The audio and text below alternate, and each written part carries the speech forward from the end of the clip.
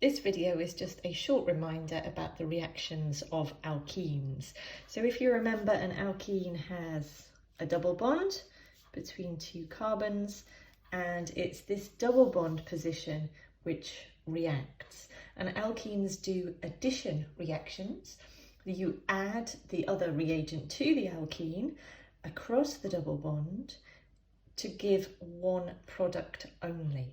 Now there are 4 different reactions that you have to know. You have to know the products and the reagents and conditions to get there. So make sure you memorize these by doing lots of repetition. The first one is that we can turn our alkene into an alkane. And to do that, we need to add hydrogen. So our reagent would be hydrogen, and our conditions, there are 2 different ways of doing this that you have to remember. Either you can use a platinum catalyst, in which case you can use room temperature and pressure, or if you can't quite afford platinum, you can use a nickel catalyst, but in that case you need to use high temperature and high pressure, although obviously there your energy costs will be higher. So if you have your alkene and you're adding hydrogen, which is H2, remember, you add one of the hydrogens to one of the carbons that was part of the double bond, and the second hydrogen to the second carbon to turn it into an alkane. The next reaction is that we can add a hydrogen halide to turn our alkene into a haloalkane. So we haven't met these yet, but it's basically an alkane with a halogen attached. So to do this, you add a hydrogen halide. We represent those with HX. X, by convention in organic chemistry, is a halogen. So fluorine or chlorine or bromine or iodine. Okay, so the hydrogen halides are usually gases. If you bubble them through water, they can become aqueous. So this reagent can either be gaseous or it can be aqueous.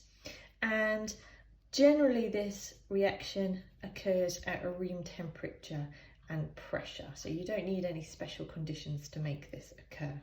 So again, you start with your alkene and you add your hydrogen halide, HX. You add the hydrogen to one of the carbons and you add the halogen to the second carbon to make your haloalkane. Next reaction, we can add a halogen, and remember the halogens are all diatomic, so Cl2, Br2, F2, I2, in which case you will make a dihaloalkane. So an alkane which has now got 2 halogen atoms in. So this case, our reagent will be our halogen, which I'm going to represent with X2. So remember that could be F2, Cl2, Br2 or I2.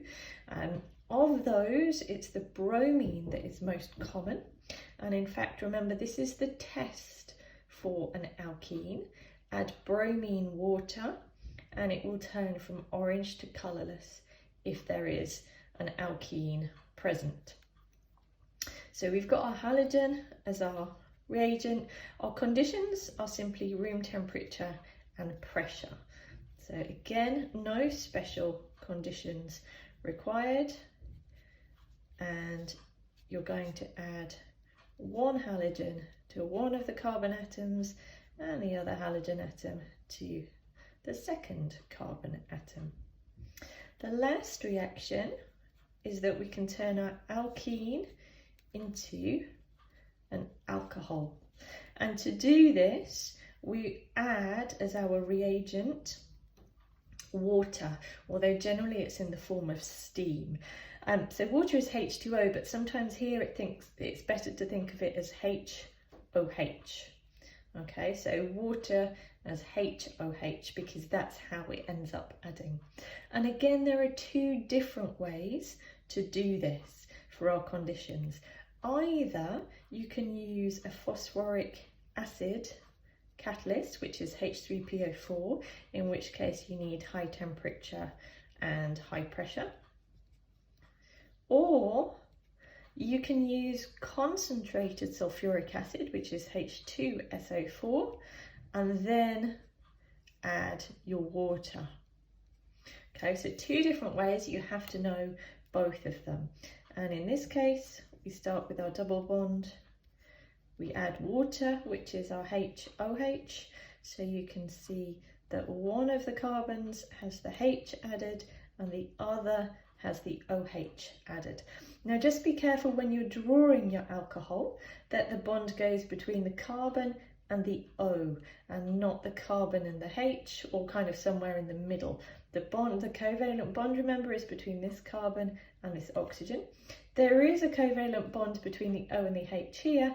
We just tend to be a bit lazy and not show it, but really if they ask you for full structural formula, then you ought to remember to show it. Okay, a few more points about this. They're all electrophilic addition reactions, and you need to know the mechanism of this, which we will learn about a little bit later. The other thing to remember is the alkene must react where the double bond is.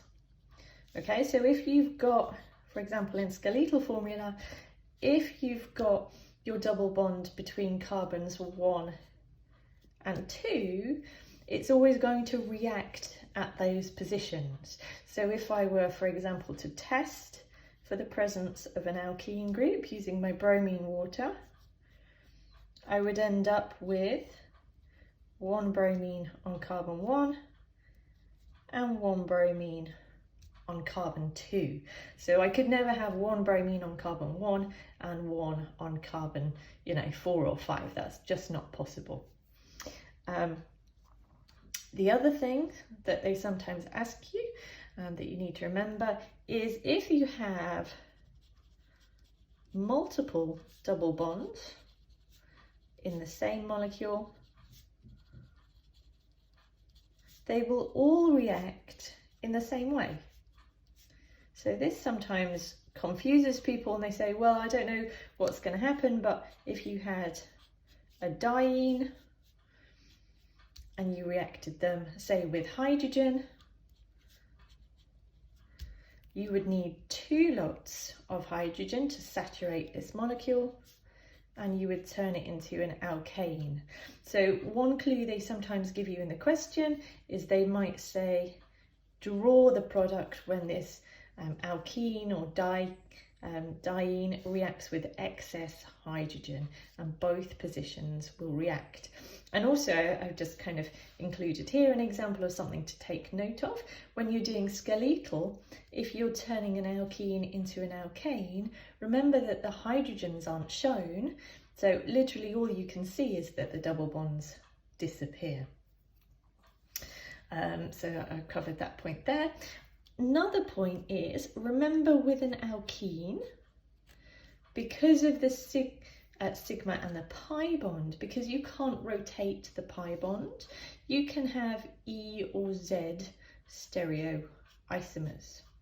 Okay, so that you can have this position where both of the hydrogens are on the top of the double bond, or you can have one pointing up and one pointing down.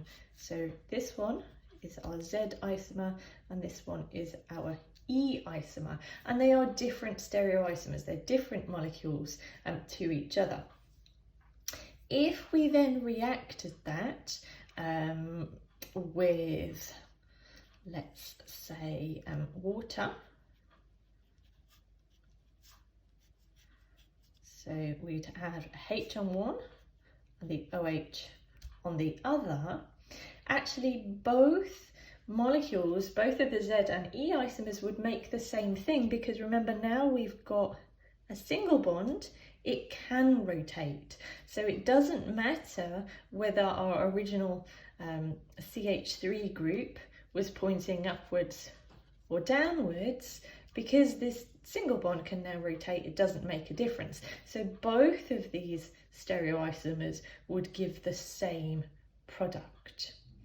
Okay, that brings me to my next point, which is that you have to be slightly careful if your alkene is not symmetrical.